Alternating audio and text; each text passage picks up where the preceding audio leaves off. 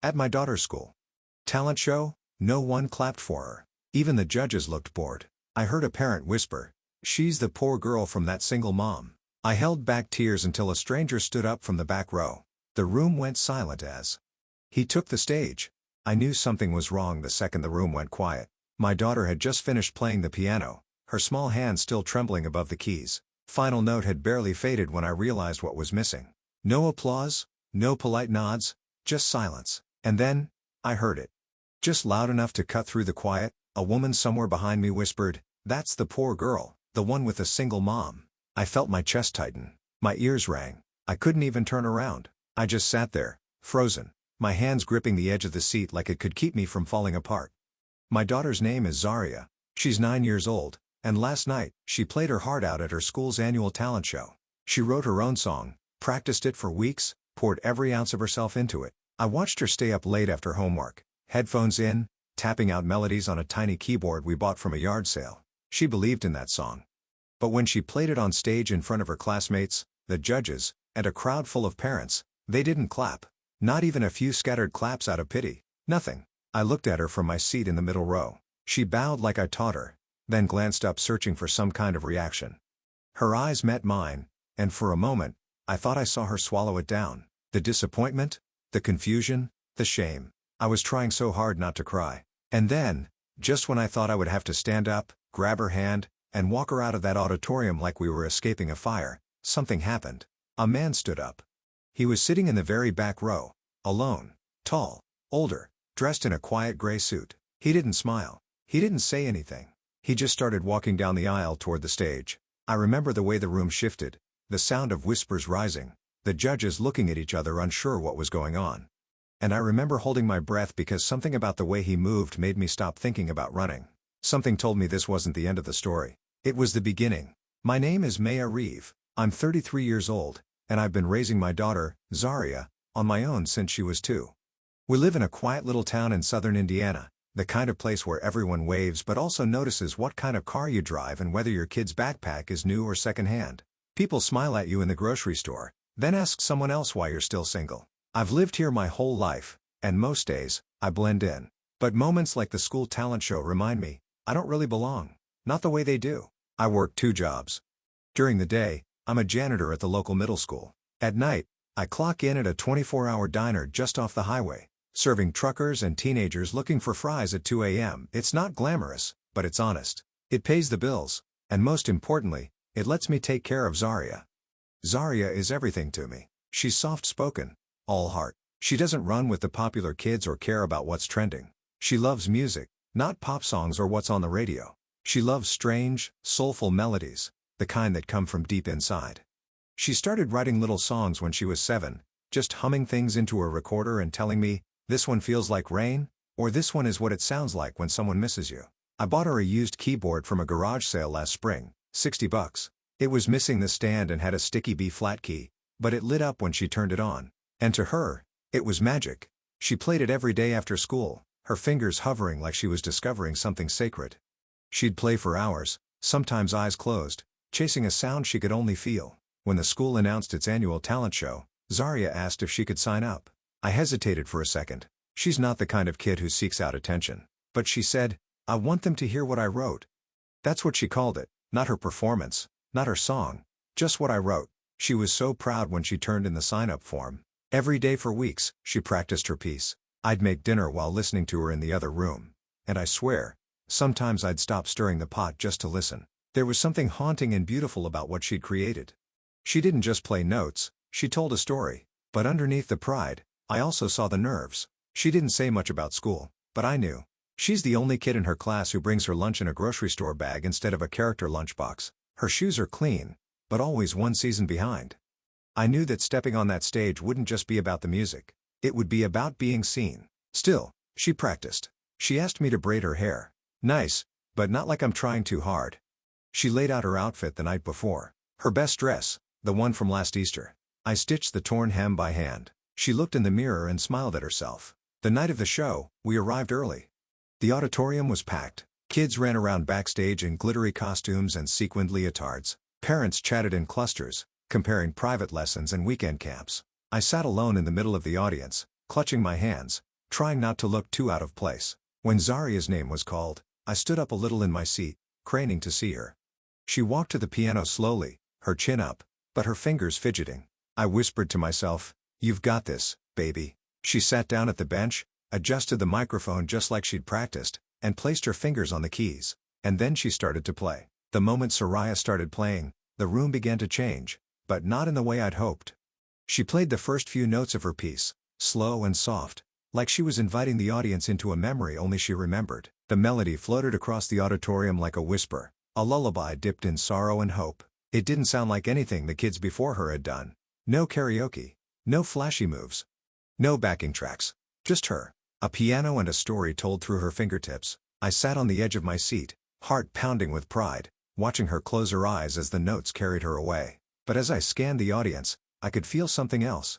They weren't listening. A couple of parents near the back were whispering. 2 kids in the front row giggled. One of the judges, the one with the oversized blazer and clipboard, glanced down at his phone and started typing. The woman next to me pulled out a pack of gum like she was waiting for an elevator, and then I heard it, clear as a bell. "She's the poor girl. The one with the single mom." The words didn't hit my ears. They hit my spine. I turned slightly trying to see who said it, but I didn't need to. I already knew the type. Someone who'd never had to explain to their kid why Santa only brought one gift. Someone who never had to choose between fixing the car and paying for field trip fees. I bit the inside of my cheek hard enough to taste metal. I wanted to stand up, to defend her, to scream, "She is more than whatever story you've made up about us." But I couldn't.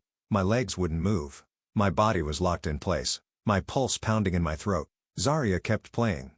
Her hands never faltered. She poured herself into every note like it mattered, like someone out there would understand. But they didn't. Not that night. She finished with a soft, unexpected chord that hung in the air, delicate and unresolved, then silence. She bowed, just like we practiced, holding it for a second. Her head came up slowly, scanning the room. No claps, not even a few out of politeness. Someone coughed. A chair creaked. The judge in the middle cleared his throat and flipped to the next page in his folder. That was it. Zaria stood there for a moment too long, just long enough for me to see her face change. Her smile, once small and hopeful, faded into a tight, confused line. Her eyes dropped to the floor as she walked off the stage. I could feel her trying to hold it together from all the way across the room. My heart cracked open. I wanted to leap out of my chair, wrap her in my arms, and carry her away from this place, from these people who couldn't see what I saw. I wanted to tell her that they were wrong, that her music mattered, that she mattered, but I couldn't move. I just sat there, numb, blinking back tears, because if I cried, I was afraid I'd never stop. I looked around again, at the moms with their makeup and expensive handbags, at the dads filming with their smartphones and barely watching, at the judges already preparing for the next act. No one cared, and that's when I felt it, a shift, small, subtle. From the very back row, a man stood up. He didn't look like the rest of them. His suit was simple. He wasn't holding a phone. He wasn't clapping or reacting like everyone else. He was just standing there, still as stone, watching the stage. And then he started walking toward the front. People turned. Someone whispered, "Who is that?" The judges looked at one another, puzzled. The next act was supposed to be a group dance routine. No one was scheduled to speak. I sat up straighter, instinctively placing a hand over my chest. I didn't know who he was or what he was doing, but something told me, this man was here for her. At first, no one stopped him. The man in the gray suit kept walking slowly down the aisle, hands tucked behind his back, steady like he was used to being watched. He didn't seem in a hurry. He didn't hesitate, but with every step, the room grew quieter. Even the parents who had been whispering fell silent one by one. The judges looked confused. One of them half rose from her chair as if to intercept him, but then sat back down, unsure. The kids backstage peeked around the curtain, wide-eyed. I kept my eyes on Zaria. She was standing at the edge of the stage now, off to the side, half in the shadows, clutching her music folder to her chest. She wasn't crying, but she wasn't okay either. Her mouth was tight, and her shoulders were curled inward like she was trying to fold herself into a smaller shape. The man reached the front of the room and turned to face the judges. "Excuse me," he said, his voice calm but firm. "Would it be all right if I borrowed the microphone for a moment?" That was all he said. Nothing dramatic. No big speech. Just a simple, respectful request. The room was frozen. One of the judges, a young man in a maroon blazer, glanced at the others then gave a barely perceptible nod. A student volunteer handed the man the mic without saying a word. He walked slowly to center stage, turned to face the crowd, and lifted the microphone. "My name is Dr. Elias Monroe," he said. and I wasn't supposed to be here tonight. My flight home got cancelled, so I came to watch my granddaughter perform. But then I heard something that stopped me cold." He paused. The room leaned in. "I've spent my life teaching piano at Juilliard.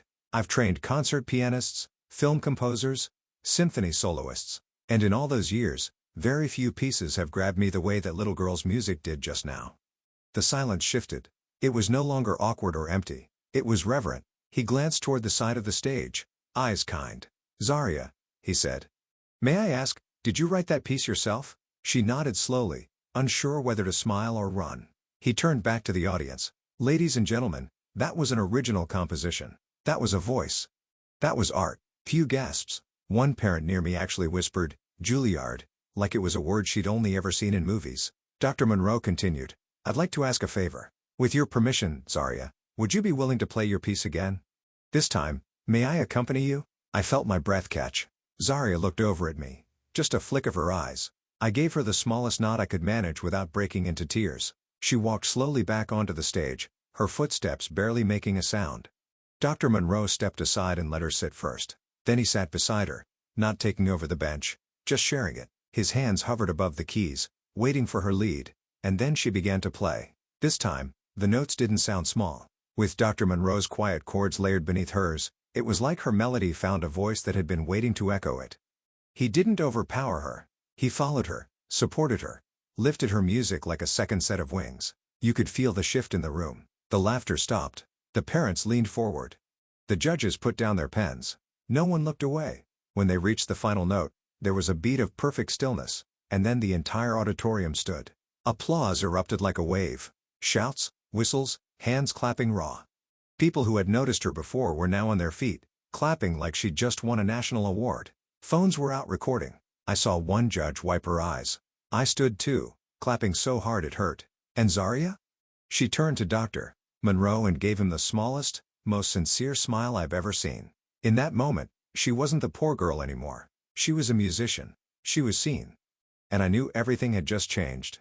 When the applause finally began to fade, Zarya just sat there, still at the piano, her hands resting gently in her lap. Her eyes were wide, not in fear anymore, but in something closer to wonder. She looked around the auditorium like she was seeing it for the first time. Dr. Monroe leaned toward her and said something we couldn't hear. She nodded once, then slowly stood, bowing again. But this time, the gesture wasn't timid. It was proud, intentional. She looked up with her chin high, and the room gave her everything it hadn't the first time. As they walked off stage together, people turned to each other asking who she was. Parents who had ignored us in the school pickup line were now craning their necks to get a better look at her. Kids whispered in awe. Even one of the judges followed her backstage with a clipboard, smiling like they'd just discovered a hidden treasure. I stood in the crowd, still clapping, heart pounding, eyes full. I didn't care what anyone thought of me in that moment. All I saw was my daughter being seen, not for what we didn't have, but for who she was. When she came down from the stage, she ran straight into my arms. "I did it," she whispered into my chest. I couldn't speak. I just held her tighter. Dr. Monroe came over a moment later, smiling. He held out his hand to me, but before I could shake it, he said, "Your daughter has an extraordinary gift, one I don't see often." That was more than just talent. That was truth. I finally found my voice. "Thank you. Thank you for seeing her, for giving her that moment." He nodded. "It wasn't mine to give. She created it. All I did was make sure no one missed it." Then he reached into his coat pocket and handed me a card. It was embossed with his name and a New York address. "If you're open to it," he said, "I'd like to connect her with someone at a youth arts foundation I work with. They offer weekend intensives and private mentorship for gifted young composers. She won't have to audition." I already heard what I needed to. I was stunned. I looked down at the card, then back at him. "She's never taken a formal lesson," I said. "I mean, we can't really afford much right now." He smiled. "That won't be a problem. This is about access. She deserves to be nurtured, not just noticed." Zarya looked up at me, unsure, like she was asking permission just with her eyes. I nodded, trying not to cry. "Say thank you, baby." "Thank you," she said, her voice small but steady. Dr. Monroe tipped his head, turned, and walked back toward the crowd. That night, after we got home, Zarya didn't want to take off her dress. She sat on the living room floor, keyboard in her lap, humming something new. I brought us bowls of cereal because I couldn't muster the energy to cook, and we ate cross-legged on a blanket like a picnic under the ceiling fan.